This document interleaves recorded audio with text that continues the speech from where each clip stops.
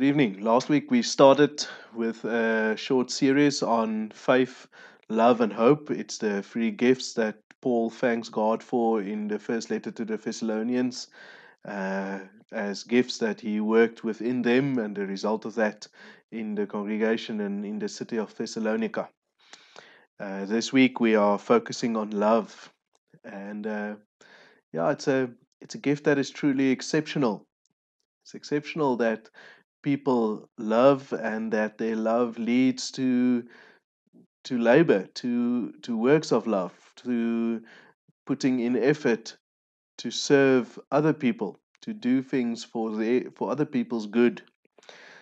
Besides faith and hope, it's the other gift. Love is the other gift that Paul prays for and thanks God for. It's commonly exceptional. The people of Thessalonica began to love one another, to love the world in which they were living. This love was different from what they knew previously. It was something that transformed the community in which they lived. It was a love that did not come out of themselves but was taught by God. Paul says this in 1 Thessalonians chapter 4 verse 9.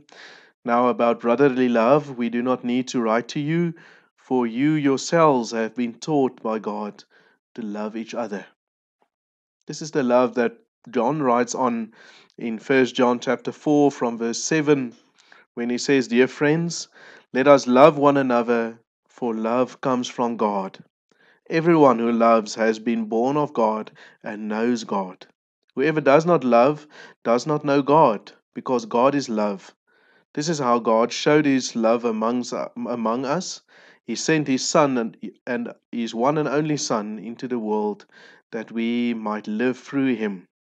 To this is love, not that we loved God, but that he loved us and sent his Son as an atoning sacrifice for all our sins. Dear friends, since God so loved us, we also ought to love one another." Love one another. It's counterintuitive because due to our sin, we've been cut off from God, and therefore we can't truly say that love is one of our defining characteristics. Rather, if we are honest about ourselves, we tend to hate God and ourselves and one another. We rather act self-servingly, trying to better our own situation rather than to love others.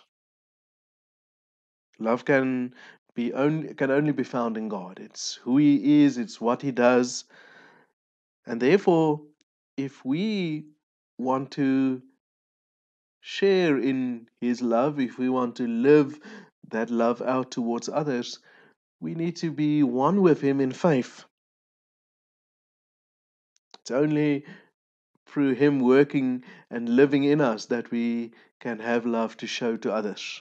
And therefore, the proof of His love and also the defining characteristic of His love was revealed to us in the fact that He gave His Son for us as sacrifice, as atonement for our sins, so that we may live in a repaired, restored relationship with Him.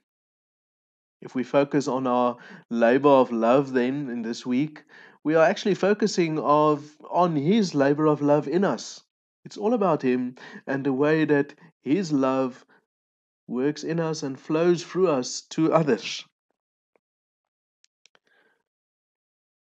The only love that we have to give to others is the love of God that is living in us. It's the love of His Spirit working in us.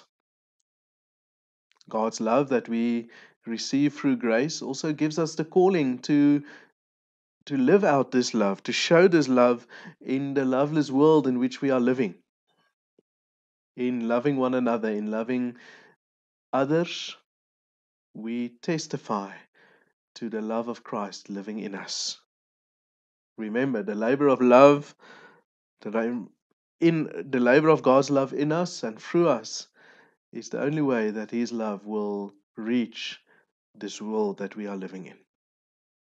Good evening.